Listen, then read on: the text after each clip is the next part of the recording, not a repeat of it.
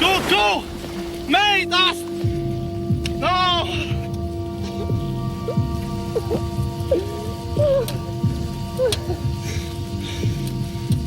On est dans ça! Mate! M'entends-tu? Mate! Mathieu!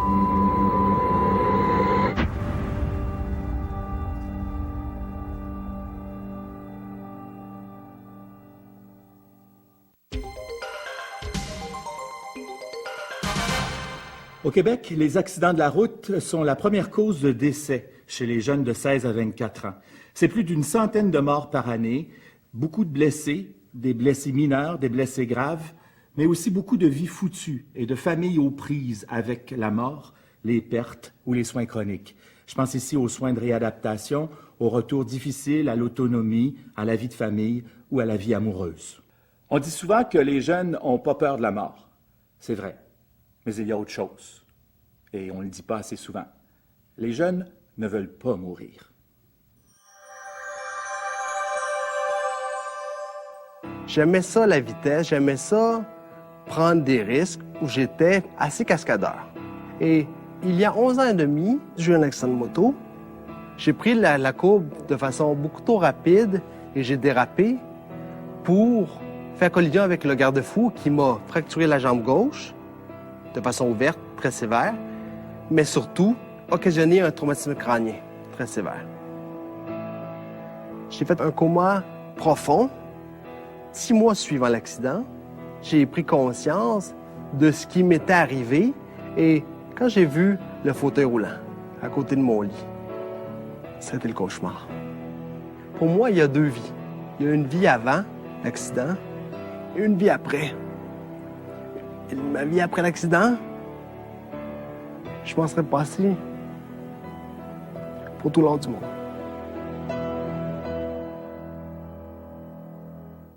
Le 5 novembre 2005, au matin, j'étais au volant de ma voiture en état d'ébriété, avec 4 personnes à mon bord. J'étais allé à grande vitesse. Personne n'était attaché. J'ai passé par-dessus un garde-fou pour ensuite tomber dans un ravin. Ensuite, on est resté 4 heures pris dans la voiture. J'ai eu un traumatisme crânien sévère. Je me suis cassé 3 os dans la région de la joue et je me suis cassé le gros os de la hanche. Juste à voir l'état de la voiture, personne ne pourrait croire qu'il y a des survivants là-dedans. Ce qui était le plus dur pour moi, c'est de vivre avec la culpabilité. J'ai honte de ce que j'ai fait. Personne ne mérite ça. Personne ne doit faire subir ça à quelqu'un d'autre. Tout le monde le sait, tout le monde le voit à la télévision, mais il n'y a personne qui peut y faire face. On prend une bière au volant, 2, 3 bières, on se sent toujours loin de ça. Sauf quand ça nous arrive. J'ai fait un face-à-face sur la route 105. Mon frère était au volant de la voiture, mon fils était passager et moi aussi j'étais passager. Moi, je parlais avec mon fils Yann. Puis je me suis retourné, un jeune s'en venait à 140 km/h. Il nous a rentré en pleine face. Puis on s'est fait frapper durement. J'ai fait un traumatisme crânien. J'ai toute la jambe arrachée. Mon fils, dans l'accident, a eu un traumatisme crânien sévère. Mon frère, lui, est mort sur le coup. Je me souviens que j'avais mon frère dans mes bras. Je criais. Un morceau de ma vie qui est parti avec lui. C'est dur d'en parler encore. Puis ça fait 7 ans. La vitesse, ça n'a pas sa place sur la route. Le 21 septembre 2008, je prenais une marche le soir avec mon chien. Il y a un véhicule qui roulait relativement vite. J'ai pas eu le temps de l'éviter à cause de la vitesse. Il m'a frappé.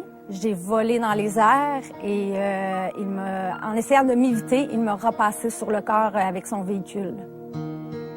J'avais une fracture ouverte au fémur gauche, une double fracture au bras droit. J'avais eu un traumatisme crânien. Puis quand ils m'ont dit que j'avais été très chanceuse de pas être morte, là, c'était peurant, là.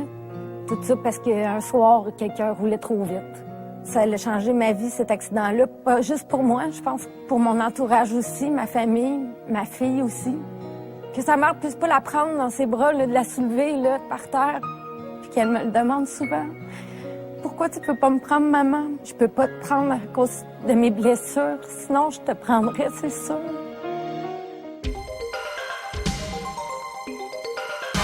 Notre monde a évolué. Vite. Trop vite? C'est pas là la question. Vite parce que l'adolescence commence de plus en plus tôt, 10 ans et des poussières, et va se terminer de plus en plus tard, 20, 24 ans facilement, si on se fie aux recherches neuroscientifiques sur le développement du cerveau. D'une part, la puberté et la sexualisation sont devancées. D'autre part, on reste de plus en plus longtemps chez nos parents et on prend de plus en plus de temps à acquérir une autonomie financière. La vie de famille s'est transformée. Une majorité de mères travaillent, les enfants fréquentent la garderie tôt et sont adaptés à nos sociétés de bonne heure. Le taux de divorce est d'une famille sur 2. Quand les parents se séparent, les pères, qui étaient traditionnellement relayés au rôle disciplinant et de limites à tenir, eh bien ces pères-là, ils disparaissent de la vie de l'enfant quand l'enfant est encore très jeune. Au Québec, une famille sur 4 est dirigée par un parent célibataire. La pauvreté, la défavorisation, la culture, l'insécurité, aussi des parents souffrants, négligents, maltraitants ou encore carrément absents, tout cela va influencer le développement et les apprentissages. Résultat, un garçon ou une fille en particulier aura plus de difficultés qu'une moyenne d'autres à organiser son comportement, à se concentrer et à développer une bonne estime de soi, ce qui va se transmettre sur sa manière de conduire, d'être attentif ou d'avoir un bon jugement au volant. Les jeunes subissent aussi de plus en plus d'influences autres que celles de la famille et de l'école. Je pense à l'influence des médias et des nouvelles technologies, Twitter, Facebook, l'Internet. Autrefois, les parents, ils devaient composer avec la gang et le groupe d'amis. Aujourd'hui, ils doivent composer avec le groupe d'amis et avec les nouvelles technologies. C'est que les têtes sont bâties autrement. D'abord, la quantité d'informations qu'on donne à la jeunesse et surtout la vitesse à laquelle on lui demande de les intégrer est absolument effrayante. Aussi, les nouvelles technologies vont permettre à certains jeunes de diriger les opérations, mais en restant seuls, dans un univers qui ne leur appartient qu'à eux, en agissant à distance. Ce qui fait que, parfois, l'expérience réelle va vraiment se confondre avec l'expérience virtuelle. Pas toujours facile d'appartenir à un monde qui vit en accéléré, qui, sous ses dehors d'ouverture, encourage de plus en plus les comportements individualistes. D'ailleurs, une bonne partie des adultes se plaignent de manquer de temps avec leurs conjoints et avec leurs enfants. Les ados, tant qu'à eux, doivent concilier ce contexte-là avec leur propre vie, leur travail, leurs études, leur vie professionnelle, leur vie active, leur vie sexuelle et les parties, au maximum de leurs possibilités. On a beau penser ce que l'on veut de l'automobile, reste que le Québec est grand, l'étalement urbain imposant et que les jeunes, eux, ils font du chemin. En fait, de plus en plus de gens passent de plus en plus de temps derrière le volant. Le volant est relié à notre manière d'être, nos styles de vie sont reliés à notre manière de conduire. Je conduis comme je suis.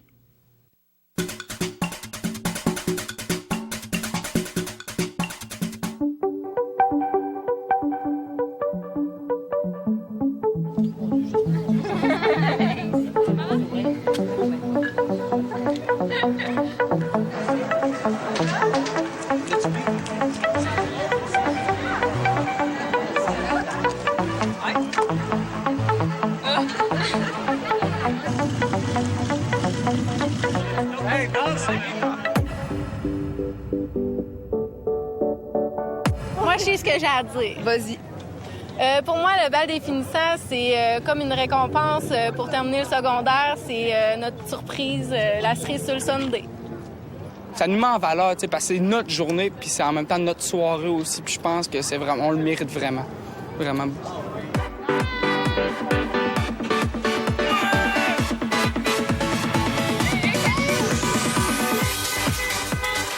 La parade, c'est vraiment important pour le bal. Pour moi, là, en tout cas, personnellement, parce que pas de parade, pas de photos, pas de char, pas grand-chose, me semble, hein? Vie de même.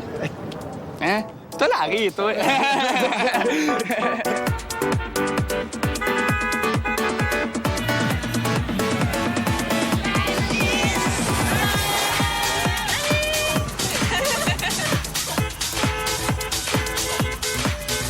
C'est mon garçon qui est en secondaire 5 cette année. C'est son bal des finissants aujourd'hui. C'est sûr que c'est une grande étape dans sa vie. Il est finissant, ça appelle à l'autonomie, mais c'est quand même pour nous, c'est très beau, mais un petit peu aussi inquiétant. Ben là, tu sais, on va être majeur l'année prochaine. C'est sûr qu'il y a un changement, il y a beaucoup de responsabilités qui arrivent, mais ça arrive tout le temps, batch par batch, tu sais. Fait qu'on prend ça avec un degré de fun.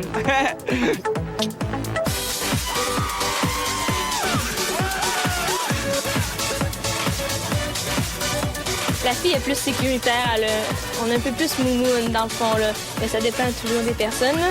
Mais moi, je trouve que les gars, eux autres, ils veulent plus se vanter. Ah, j'ai une belle voiture, je vais te montrer comment elle marche, tu sais, genre... C'est vrai, mais il y a aussi des filles qui font des accidents parce qu'ils rentrent dans des autos en reculant. Puis il y a aussi des filles qui font de la vitesse. Ben moi, c'est quand même déjà un an que j'ai mes permis, fait que c'est sûr que des fois, je pense moi à la prudence, vu que je me dis comme je suis quand même habituée, fait que, tu sais, déjà là, ça change déjà quelque chose quand ça fait un bout que t'as ton permis. Ma fille est chauffeur désigné ce soir. Et elle ne prend pas de boisson. Et entre elles, les filles ont identifié quelqu'un. Quand t'es fatigué, c'est mieux de pas prendre le volant, là. Tu penses à... T'essaies de prévenir, genre, de trouver un autre conducteur ou sinon tu restes accouché là-bas. Toutes les statistiques le prouvent que, dans le fond, la ceinture, c'est ce qu'il y a de meilleur, ça réduit les accidents mortels. Fait que, d'après moi, c'est pas compliqué de mettre une ceinture de sécurité. Hein. Quand moi, je suis plusieurs dans une voiture, ça me stresse un peu plus parce que je sais que j'ai plusieurs vies autour de moi, qu'il faut que je fasse attention. Donc, il faut que je double de prudence, dans le fond. Là. Je conduis pas juste pour moi, il faut que je pense aux autres qui sont avec moi dans l'auto. Ils ont vraiment une belle discipline, les jeunes, de plus en plus. C'est que l'alcool, c'est zéro quand ils ont tout le temps un chauffeur désigné. Même si c'est des garçons, puis souvent on dit que les filles sont plus responsables. Mais je vais dire, les jeunes aujourd'hui, les garçons, prennent ça au sérieux. C'est sûr qu'on a autant on fait confiance à nos jeunes, autant on a toujours une certaine crainte. Oui, tu es autonome, mais autonome, oui, puis non, là. Faut encore t'aider dans certaines décisions, je pense, puis te faire réfléchir sur certains points. Ça, je peux déjà vous le dire, pour la population, c'est pas moi qui va faire des accidents ici, en tout cas. Puis je suis même pas game de chauffer chaud, inquiétez-vous pas là-dessus, mais... On est des jeunes responsables. Ah oui, lui il l'a. On est des jeunes responsables.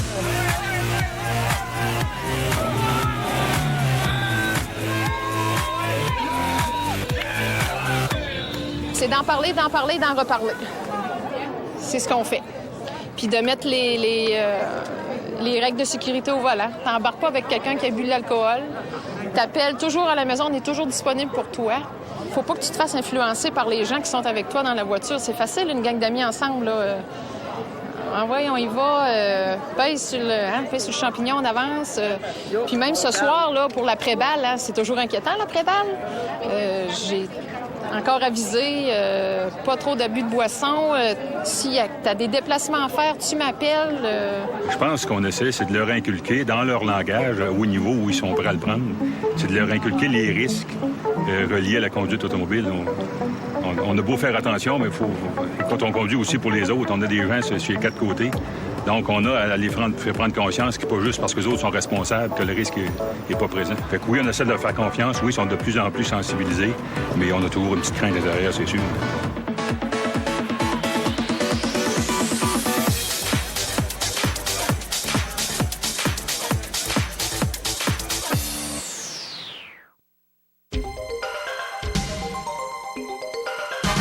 À l'adolescence, c'est comme évident. Il y a du changement. Les seins, le pénis, les boutons, tout pousse. Mais on oublie souvent qu'à cet âge, c'est aussi la pensée qui change, des zones cérébrales qui se perfectionnent, des nouvelles qui se développent. Alors, ce développement du cerveau, naturellement, il est assuré par le matériel génétique qu'on a reçu de nos parents.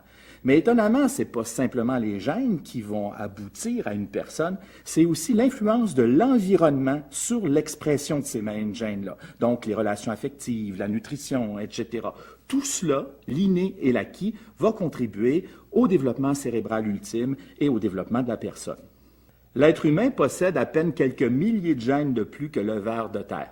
C'est donc, en plus des gènes, grâce à l'affection, à la protection et à la disponibilité d'un père, d'une mère, des éducateurs et des amis que le cerveau va se façonner autrement pour devenir une personne un tant soit peu différente du ver de terre. C'est grâce à leurs dendrites, à leurs synapses et à leur corps cellulaire qu'on appelle l'axone, ainsi que grâce aux neuromédiateurs cérébraux, les hormones du cerveau en quelque sorte, que les cellules cérébrales vont communiquer les unes avec les autres.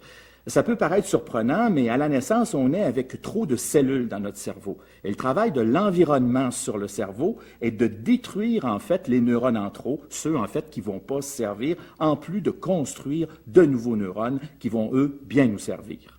Il y a des âges où notre tête est plus malléable que d'autres, mais on peut retenir que c'est surtout durant les 24 premières années de la vie que l'influence de l'environnement sur notre cerveau va se faire sentir. Incroyablement actif entre 0 et 3 ans, très actif entre 3 ans et 6 ans. C'est encore absolument extraordinaire ce qu'un cerveau peut produire de neuf entre l'âge de 6 à 11 ans. C'est le meilleur âge, naturellement, pour prendre le goût de l'école, pour apprendre une langue seconde ou de se voir transférer des valeurs solides par des adultes qu'on aime. 9-11 ans, c'est un bon âge pour un pédiatre pour évaluer les acquis et les manques d'un enfant. Par la suite, 10, 11, 12, 13 ans, le cerveau continue de se développer. D'ailleurs, il va continuer de se développer beaucoup jusqu'à l'âge de 24 ans, mais il va fabriquer de moins en moins de nouveaux neurones. Il va continuer de faire de l'élagage neuronal, donc de se débarrasser des courts-circuits, si je puis dire. Déjà, entre 10 et 15 ans, la pensée est différente. L'adolescent va commencer à faire des hypothèses, il va utiliser la pensée abstraite, c'est l'âge des grandes idées, la justice, la mondialisation, c'est aussi l'âge de l'autonomie par la découverte des autres. De la fin de l'adolescence jusqu'à 20-24 ans, en plus de l'expérience qu'on acquiert, on devient plus créatif, plus vif, plus capable de réflexion de haut niveau. Cette évolution du cerveau, on la doit beaucoup à l'évolution de ce qu'on appelle les fonctions exécutives, comme la planification, l'organisation mentale, la priorisation ou l'auto-évaluation d'un comportement comme un comportement qu'on aurait au volant. Ce qui fait que l'ado ou le jeune adulte est de mieux en mieux capable de prioriser un comportement plutôt qu'un autre et devient moins impulsif aussi. Cette évolution-là, on la doit beaucoup à la myélinisation du cerveau. C'est quoi la myéline? C'est une protéine blanche qui vient entourer donc les axones, les cellules cérébrales, pour permettre à l'influx nerveux de parcourir plus rapidement l'axone. Ce qui fait qu'au bout du compte, la personne devient plus efficace, plus efficiente et aussi plus capable d'un meilleur jugement au volant. Destruction de neurones, construction de nouveaux neurones, myélinisation, malléabilité cérébrale. Le développement ultime du cerveau, cependant, il va avoir lieu à la fin de l'adolescence et au début de l'âge adulte. C'est le développement d'une partie du cortex frontal, plus exactement le cortex orbitofrontal droit, donc situé juste au-dessus de l'orbite de l'œil. Cette portion-là du cerveau va assurer le lien entre le cerveau intelligent et le cerveau des émotions. C'est en quelque sorte le début de l'empathie. Il y a deux sortes d'empathie, l'empathie affective et l'empathie cognitive. L'empathie affective, c'est ce qui permet d'avoir un ressenti pour l'autre. L'empathie cognitive, c'est ce qui permet de lire dans la tête de l'autre. Par exemple, de lire dans le comportement d'un autre conducteur. Alors, l'empathie et le jugement, tout ça ensemble, ça peut assurer une bien meilleure conduite.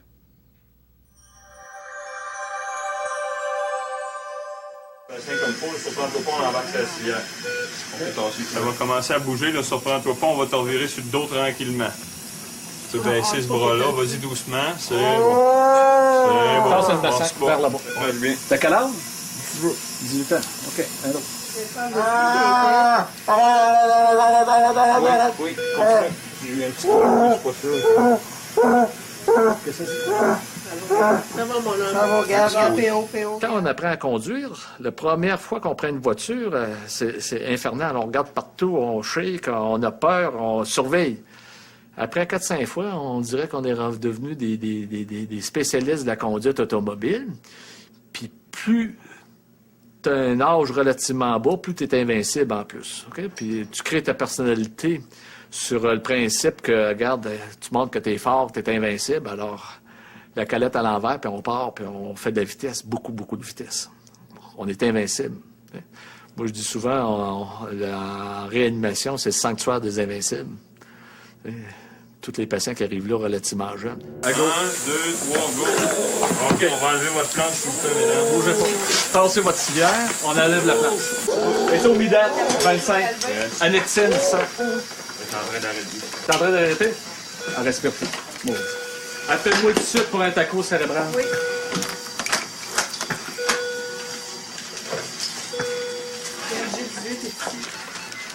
C'est beau, la game? T'avais rien d'instant, ici, Jim? Non, on est parti.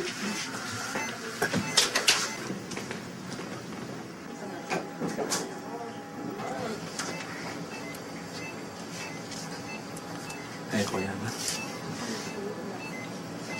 Normalement, on conduit notre automobile avec l'état mental dans lequel on est. Hein? Les états mentaux, ça peut être le fait de quoi tu penses. Si tu as ton téléphone cellulaire, si tu es en état d'ébriété, si tu as de la drogue, et de la drogue, il y en a beaucoup. Si tu t'endors, tu n'as pas l'état mental là, adéquat pour conduire un véhicule automobile. Malheureusement, le monde conduit tout leur automobile, même s'ils s'endorment. Il veut toujours aller plus vite, plus vite, plus vite, plus vite, plus vite. C'est rapide, hein? Un impact, normalement, là, la durée d'un impact lors d'un accident d'automobile, c'est de 100 millisecondes. C'est la vitesse d'un clin d'œil. Alors, tu vois bien, un clin d'œil plus tard, l'impact est fait. Puis ça dépend, bien entendu, de l'intensité de l'impact, l'énergie cinétique qui a été développée. Puis là, tu vas avoir des lésions. Et voilà. C'est massif. Un DHS puis un colectomitère. On a une grosse hémorragie intracérébrale du côté droit. Puis avec son cerveau qui a tassé un petit peu vers la gauche, là. C'est majeur, ça. Ce matin, malheureusement, ça démontrait une hémorragie massive au niveau cérébral. Puis ça a fini avec, bien entendu, discussion avec la famille, puis aucune manœuvre. Neurochirurgie ne pouvait rien y offrir. Alors, dans ce contexte-là, ils ont parlé de dons d'organes, ça a été accepté. Alors, les équipes de dons d'organes sont en train de s'affairer à rencontrer la famille, voir un petit peu comment ça va procéder. Alors, si vous avez un patient qui, malheureusement, comme on a eu aujourd'hui, un patient qui finit avec un don d'organes, ça a été un petit peu plus difficile pour la famille, bien entendu, là. Alors là, c'est de expliquer un petit peu qu'est-ce qui est arrivé lors de l'accident, parce que les familles ne savent pas ce qui est arrivé, comment c'est arrivé l'accident. Alors, suite aux conversations avec les ambulanciers, on peut donner un résumé de ce qui est arrivé sur les lieux de l'accident comme tel. Il faut comprendre que c'est un accident, donc on ne s'attendait pas à ce que la personne va décéder. Pour leur annoncer ça immédiatement, là, que leur fille de 15-16 ans là, s'est tuée lors d'un accident d'automobile. C'est comme s'ils venaient complètement déconnectés avec la réalité. D'autres familles, là, d'autres membres de la famille qui vont commencer à être violents, agités, vont donner des coups de poing dans les murs. On a même des marques ici dans les murs suite à des réactions violentes.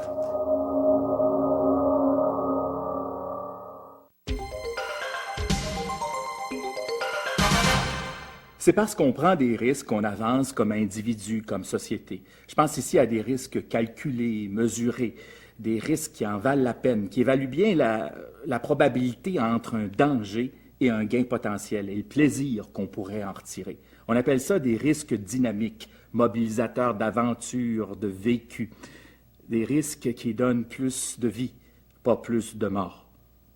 Entre le cerveau intelligent et le cerveau des émotions, s'installe alors une sorte de jeu des prédictions qui nous permet de jouer avec le destin et d'avoir donc plus de plaisir. D'ailleurs, dans notre tête, il y a un centre qu'on appelle le centre de la récompense qui, lorsqu'il est activé, va produire, lui, de la dopamine qui est l'hormone du plaisir. Certaines personnes cherchent avidement du plaisir, toujours, tout le temps, ou encore vont chercher à activer leur dopamine au mauvais moment, par exemple en conduisant. Tout le monde a besoin de dopamine. C'est pas là la question. C'est une question de mesure pour éprouver son corps en transformation, pour mesurer ses certitudes et ses incertitudes, pour transgresser avec l'alcool, avec les gars, avec les filles, pour bâtir de nouvelles théories, pour bâtir de nouvelles idées. L'adolescent a besoin de flyer, donc de produire de la dopamine et de prendre certains risques. On vit dans une société qui tolère et valorise de plus en plus la prise de risque. Pensez au record olympique, on dirait qu'il n'y a plus de limite à la machine humaine.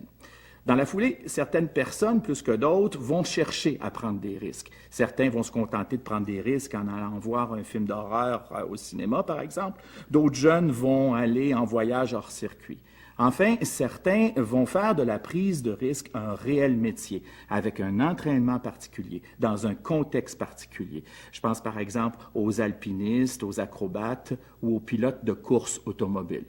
Enfin, d'autres vont prendre trop de risques, des risques hors normes, des risques dangereux, des risques détraqués. Pourquoi trop de risques?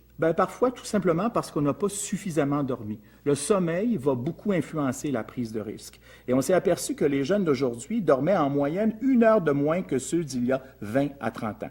Ce qui fait que leur concentration, leur attention et leur jugement au volant peut être diminué simplement parce qu'ils sont fatigués. Certaines conditions de naissance ou des troubles d'apprentissage, par exemple, peuvent augmenter la prise de risque. Je pense par exemple à l'impulsivité, à l'hyperactivité, aux problèmes de flexibilité mentale, à des troubles de mémoire ou tout simplement à des troubles de l'attention chez ceux qui auraient une maladie de l'attention qui serait insuffisamment soignée. Les adolescents insécurisés par la vie, ceux qui ont eu des parents négligents, maltraitants, ceux qui n'ont pas eu de chance dans la vie, ceux qui sont violents, agressifs, eh bien ces ados-là, ils vont prendre plus de risques que les autres, comme le car surfing ou la vitesse. On les repère facilement par leur faible estime de soi, par leur trouble du langage, aussi par leur difficulté à communiquer avec les autres ou à attendre quelque chose des autres. Ils multiplient les échecs scolaires, familiaux, sociaux de toutes les sortes. Ils se tiennent avec certains groupes d'amis dans certains quartiers, avec d'autres amis qui sont enclins à d'autres dépendances. En fait, ils sont dans une escalade de risques. À travers les années, les jeunes insécurisés, les plus malheureux, vont devoir augmenter leur niveau de risque. C'est comme si leur niveau de cortisol de base était toujours pareil, sans variance. Donc, pour avoir un feeling, un oomph, ils vont devoir augmenter le niveau de dangerosité de leurs activités.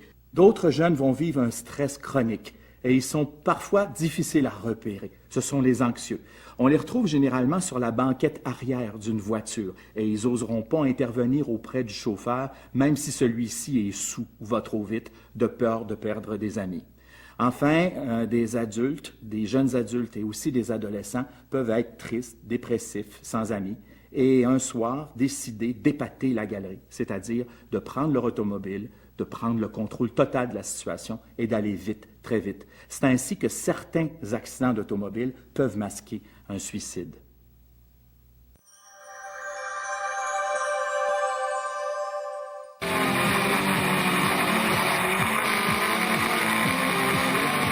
Moi, j'ai commencé très jeune. La plupart des pilotes commencent très jeunes à faire la course automobile. J'ai commencé à l'âge de 5 ans à faire du karting pour le plaisir avec mon père.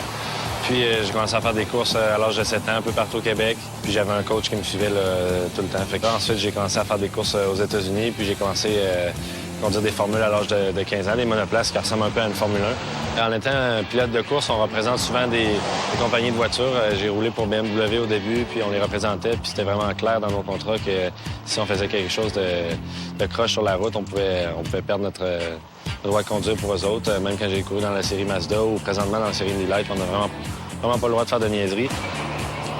C'est sûr aussi que sur un circuit, on est dans un environnement très sécuritaire. Ça veut dire qu'on peut avoir un accident avec beaucoup moins de danger que sur la route. Il n'y a pas de voitures qui arrivent dans le sens contraire, il n'y a pas de lumière ou de piétons. Puis les voitures sont beaucoup plus sécuritaires qu'une voiture de route normale aussi. Sur un circuit de course, c'est beaucoup plus aménagé. Il y a des sorties de piste, il y a des murs, il y a des bacs à gravier pour nous ralentir. Les voitures sont faites pour avoir des accidents au-dessus de 350 km.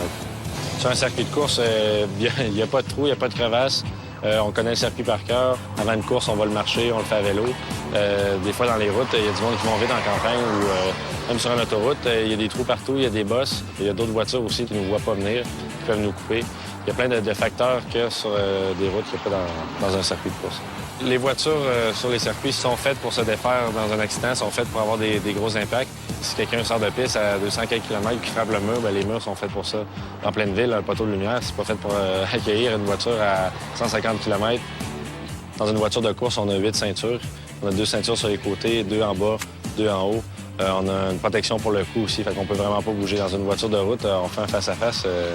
On a beau avoir une petite ceinture, mais ça frappe beaucoup plus fort. Puis, premièrement, il y a le toit qui peut nous refermer dessus. Les voitures sont pas testées pour faire des accidents à 200 km non plus. Puis, il y a toujours le risque, si on s'excite sur une route, il peut y avoir une voiture qui sort d'une rue, puis on ne sait pas, puis frapper dedans. Il n'y a pas de dégagement non plus. Souvent, on est en pleine ville ou sur le bord d'une autoroute, il y a des ravins ou des arbres. Une voiture de route, c'est super facile de faire des tonneaux parce qu'on rentre trop vite dans un virage puis on échappe la voiture, ce qui n'est pas possible dans une voiture de course non plus. Quand on arrive dans un virage et que c'est le temps de freiner ou tourner, c'est une autre histoire aussi. Puis en ligne droite, tout le monde est capable d'aller vite, mais une voiture qui nous coupe, un virage où ça freine sec, c'est souvent là que les accidents arrivent. Des pneus sur une voiture non plus, c'est pas fait pour prendre un virage à 120 km. Les freins peuvent être à la fin de leur durée de vie. Il arrive beaucoup d'accidents quand il pleut aussi avec l'aquaplanage. La différence avec une voiture de course, qu'il y a au-dessus d'une dizaine de personnes qui sont à temps plein sur la voiture pour l'entretien à chaque jour. La différence d'un circuit de course, c'est qu'on est vraiment dans notre bulle. On n'écoute pas de musique, on n'est pas fatigué, on n'a pas pris d'alcool. On est vraiment concentré sur ce qu'on fait à 100 On a toute la tête là. Il y en a qui font, par exemple, des excès de vitesse en plein centre-ville où il y a beaucoup de piétons, beaucoup de voitures. Puis c'est vraiment les endroits les plus dangereux, ou même du monde qui prennent leur voiture avec de l'alcool ou quelque chose de même. C'est vraiment les pires choses à faire. Même sans l'alcool ou juste être fatigué à la sortie d'un bar, on prend un taxi ou il y a plein de moyens. Il y a Tolérance Zéro qui est là aussi. Dans le temps de Noël, on sort beaucoup, il y a Nez Rouge. Les taxis à la gang, des fois, un taxi van, ça coûte pas cher se splitter le bill de taxi.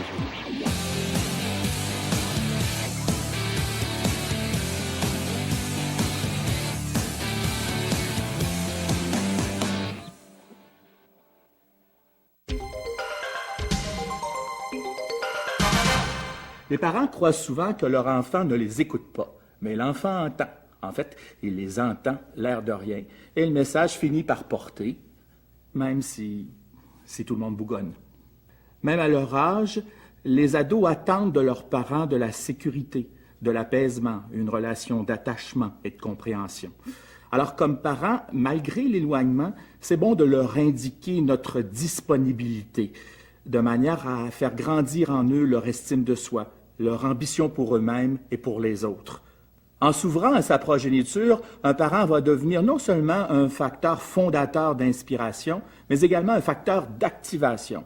Ainsi, si un jeune n'a jamais bénéficié d'une relation affective ou de proximité avec un parent ou encore avec un adulte parental, ça peut être par exemple un prof ou un coach de hockey, ce jeune-là, c'est sûr, il va avoir besoin d'aide, certain. Pour vivre pleinement l'expérience parentale, les parents peuvent retenir 3 éléments de base. Premièrement, fonder leur rapport avec leur jeune sur la confiance au jour le jour. Deuxièmement, donner eux-mêmes le bon exemple. Et troisièmement, entretenir le dialogue. Pas un questionnaire, un vrai dialogue ouvert, à 2 sens, chaleureux. Ça fait toute la différence. C'est parfois plus facile à dire qu'à faire, mais l'important c'est d'essayer, pas de réussir. On peut réussir aussi. Il y a plusieurs sortes de parents, des bons, des moins bons. Reste que le parent idéal n'existe pas. Dans certaines sociétés, dans certaines cultures, le parent est encore très structurant, très disciplinant, parfois humiliant, comme on en retrouvait souvent au Québec il y a 60-70 ans. Dans d'autres sociétés, le parent est très peu contrôlant, mais très peu chaleureux non plus. Tiens, prends les clés de la voiture. Aussi, on trouve des parents qui sont chaleureux, mais pas toujours très disciplinants.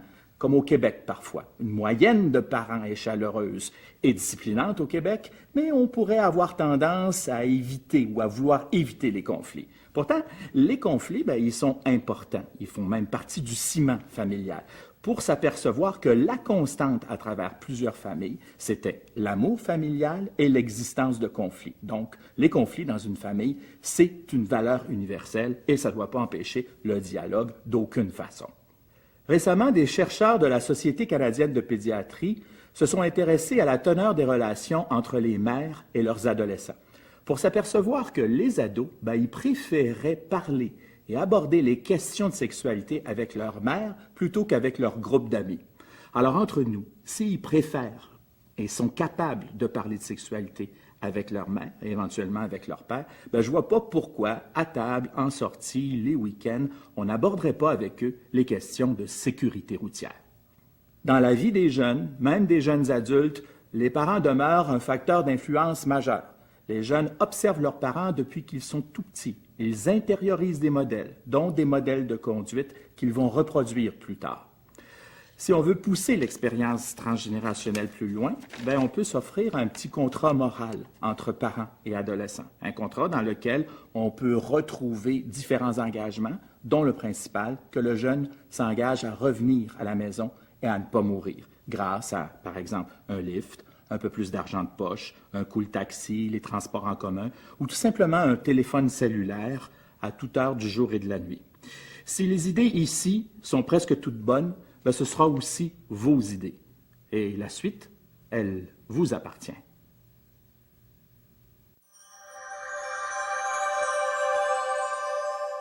L'accident de mon fils Étienne est survenu un dimanche soir.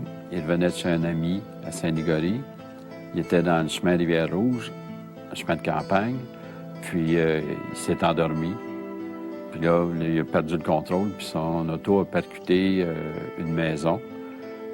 Il était blessé sérieusement là, au front, à l'œil, puis ça l'a percuté assez fort, disons. C'était réellement le cerveau qui avait goûté, là, qui était comme une masse de jello là, qui s'était fait brasser. Tu vois ton grand gars étendu, qui est sur le respirateur artificiel, il est dans le coma. Là, tu sais pas, là, tu te questionnes, tu sais pas, il va-tu rester là, on va-tu le ramener? Tu sais, les parents, nous autres, on est supposés de partir avant nos enfants. Mais c'est pour ça que je dis la pire chose, c'était réellement la crainte de le père là, qui décède. Ça fait 25 ans que je suis policier. J'ai vécu différentes situations au cours de ces 25 années-là. Mais la pire chose, je vous le dis, là, aller annoncer la mort suite à un accident routier. D'arriver au domicile, l'appartement, peu importe, cogner à la porte. On anticipe tellement ce qui va se passer. D'annoncer le décès d'un fils à son père. Quand il ouvre la porte, le monsieur, là, l'échange, on n'a pas dit un mot encore. Là. Je suis juste en uniforme. Puis là, c'est là. Il est-tu arrivé quelque chose? C'est évident. C'est tellement évident, mais oui, mais comment qu'il va? T'as pas besoin de parler. Il est-tu mort? Il raconte lui-même. Il se rend bien compte. Et c'est là, comme policier, c'est le plus difficile. Soutenir la personne qui vient de vivre probablement la pire nouvelle de sa vie. C'est difficile. Dans la nuit du 23 au 24 juillet 2010, peu avant 4 heures du matin, à l'intersection du boulevard Graham et du chemin Canora à Ville-Mont-Royal, un véhicule termine sa course dans un arbre. Son conducteur, un jeune homme de 18 ans, en a perdu la maîtrise. 3 jeunes femmes de 16 ans, Justine Roson, Claudia Di Iorio et Evelyne Méthode, prenaient également place dans la voiture. Elles conserveront des séquelles de l'accident toute leur vie. Je lui avais parlé la veille à 19h. Puis j'ai dit, bon, alors, on va se voir. Elle a dit, oui, on va se voir. Et là, elle me rappelait peu après, elle dit, papa, j'ai des amis qui m'invitent à une fête. Je vais aller à une fête. Elle dit, on va se voir demain matin. Elle dit, passe une bonne soirée, je t'aime.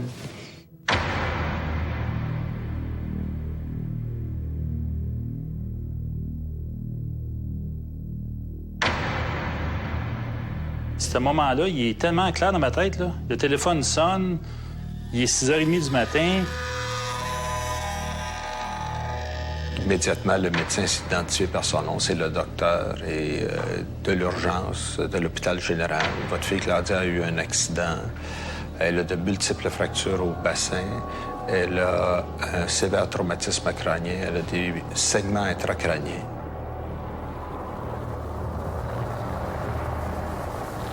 Est-ce que c'est grave? C'est grave, monsieur. Vous devriez vous emmener rapidement. C'est vraiment grave. Elle dit, vous devriez vous emmener rapidement. J'étais à l'extérieur du pays lorsque c'est arrivé. J'étais dans une basilique. J'ai reçu les nouvelles.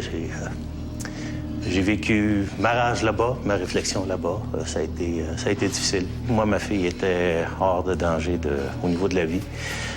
Était rafistolée. Il y avait 11 heures d'opération qui s'étaient écoulées, était stabilisée.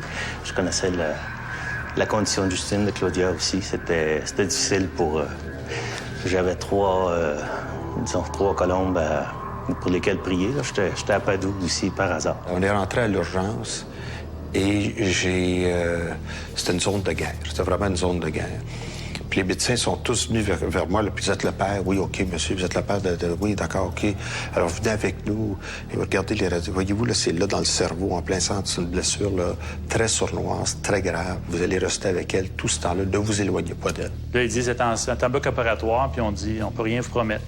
Ça se peut qu'elle meure d'un instant à l'autre. Les 72 premières heures vont être extrêmement critiques. Ils m'ont répété plusieurs reprises, si je comprenais bien qu'elle était entre la vie et la mort. Évidemment, je l'avais compris la première fois. Mais les Ivilis, pour eux, c'était bien important que je comprenne qu'elle était dans un état critique. Je ne pouvais pas comprendre comment est-ce que je pouvais être en train de dormir pas longtemps avant, puis tout à coup voir une de mes filles dans cet état-là. Ma fille, les problèmes étaient surtout mécaniques. C'était un pied, une cheville, un fémur, le dos. Elle a eu des fractures au dos également. Alors, c'est de la progression, c'est des travaux d'orthopédie et puis de la physiothérapie là, extrême. Là. Ma fille a été 6 mois à l'hôpital. Elle doit être nourrie à tous les jours par intraveineuse. Puis ça, pour le moment, c'est pour le restant de ses jours, à moins d'une découverte. Là. Elle était entre la vie et la mort. Elle était paralysée. Elle est allée ensuite en réadaptation. Elle a appris à marcher. Elle a appris à faire les activités quotidiennes. Elle a réappris, en fait, toutes les fonctions de la vie. On ne sera plus jamais pareil, ça, c'est clair. Moi, je ne serai plus jamais pareil. Puis je pense que, je parle au nom des 2 autres pères, c'est sûr qu'il y a quelque chose qui nous a marqué à vie. Ça, c'est... moi, j'appelle ça qu'il y a eu comme une craque dans la porcelaine. Puis là, c'est recollé, mais il reste une craque. C'est l'image qu'on dirait qui m'apparaît. Là. Le pouls, il a été cassé une fois. T'sais. C'est la seule des 3 qui a souvenance de l'accident. C'est un peu comme des clips. C'est discontinué un peu, mais elle a des images. Elle a une bonne idée là, de l'atmosphère qui régnait dans la voiture. Je pense que tout le monde s'est écrasé. Il n'avait jamais roulé aussi vite là, en ville. La chose qui m'a frappé le plus, c'est qu'elle m'a expliqué qu'il y avait un silence là, dans la voiture pendant pratiquement tout le trajet. Là. Il y avait un petit climat de terreur, là, un gros climat de terreur qui est installé. Là. Elle a réalisé que, dans son cas, il y a des choses qu'elle aurait pu faire pour éviter cet accident. Elle ne comprenait pas pourquoi elle était montée avec quelqu'un qu'elle ne connaissait pas. Elle ne comprenait pas qu'elle était montée alors qu'à sa disposition, il y avait un taxi, il y avait appelé le parent. À la limite, ils auraient pu marcher. Ils avaient des options dont ils ne se sont pas prévalus. Elle ne comprenait pas que, comme passagère dans cette voiture-là, elle n'est pas dénoncée. Pourquoi j'ai pas crié à tue-tête après lui pour le faire arrêter de ce qu'il faisait?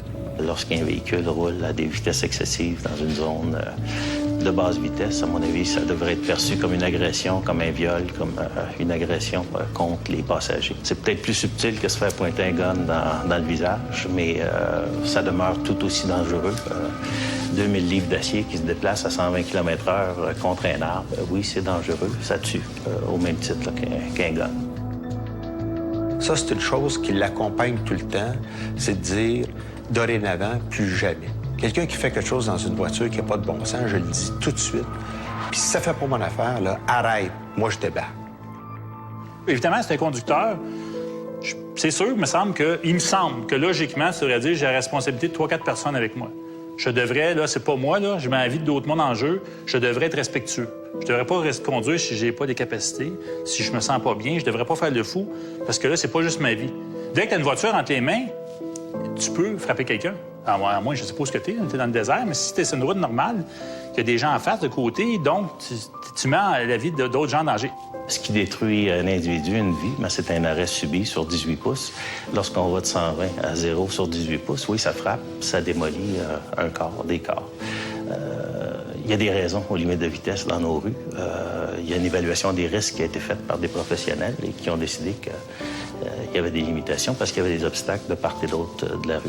La question, c'est comment, à un moment donné, amener le plus possible les gens, mais tout le monde, hein, parce que c'est vrai qu'on dit beaucoup des jeunes, mais tout le monde. C'est-à-dire, soyez prudents, faites attention, puis réfléchissez, puis ayez conscience que vous pouvez créer un accident, vous pouvez blesser la vie de quelqu'un ou votre vie. Puis ça, c'est, comme je disais tout à l'heure, tu peux pas revenir en arrière, c'est impossible.